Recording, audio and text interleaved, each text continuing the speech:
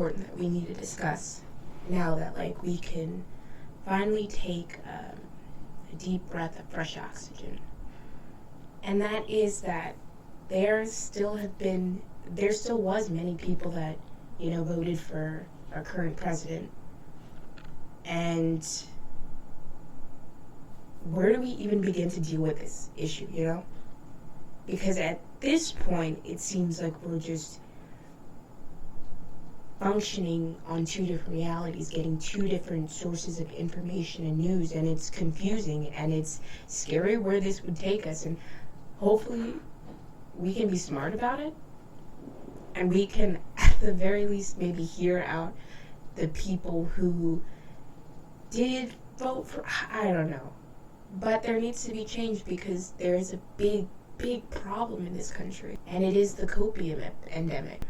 I know that you guys are like smartest cookie in the cookie jar, so you know what an endemic means, but if you don't, it's basically, so a pandemic deals with the entire world, like an infection potentially with the entire world. An endemic is centralized to a certain location or group of people.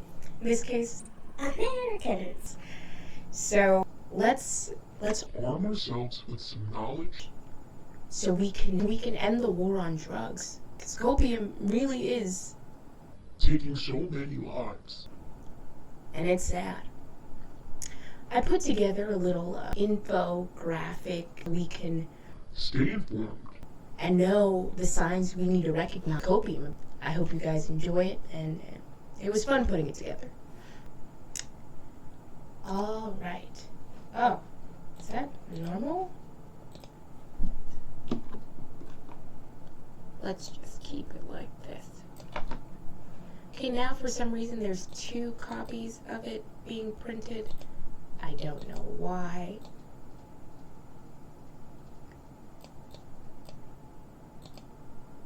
Okay. So we're just gonna have 2 copies, because why not?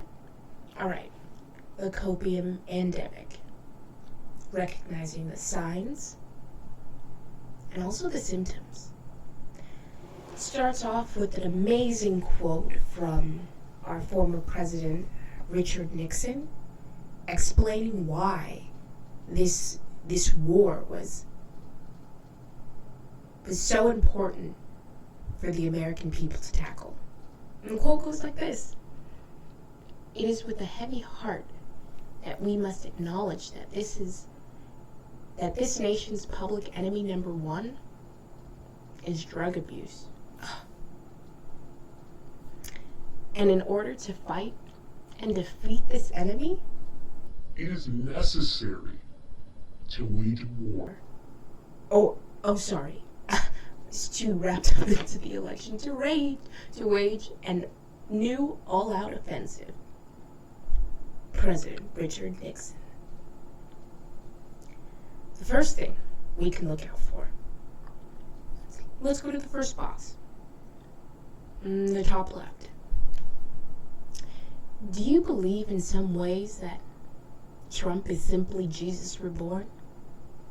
If you notice yourself using moral justifications for your undying loyalty to Trump, despite the consensus that he's cheated on multiple wives during their pregnancy, call 911. You might have taken copium. Do you believe that Trump cares about the working class? If you think that Trump's 2017 tax cut will benefit you in the long run, when actually there's loopholes, such as the so-called pass-through loophole. Jesus, take the wheel. You might be suffering from a copium overdose. Are you afraid of Biden's new tax plan?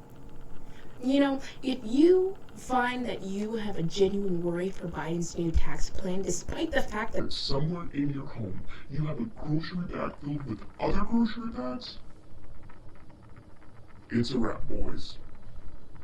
You got a copium addiction. And lastly, do you prefer an authoritative form of government? If you are or were willing to sacrifice our country's democracy, something that our soldiers have fought and died for? oh, well, you better call your doctor immediately.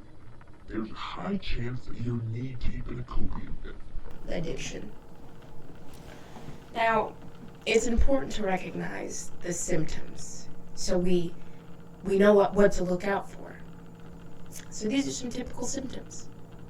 Symptoms include delusional speaking and thinking. It's supposed to say thinking, specifically in context of the 45th president of the U.S., Donald Trump. Most common signs.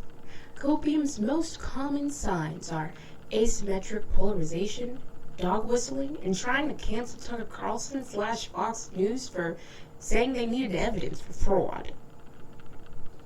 And lastly, what can you do about it? While there's currently no known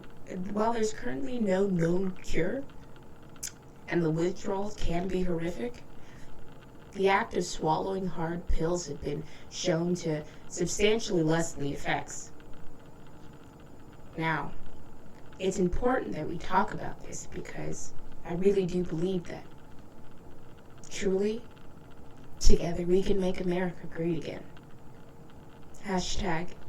#Above the influence.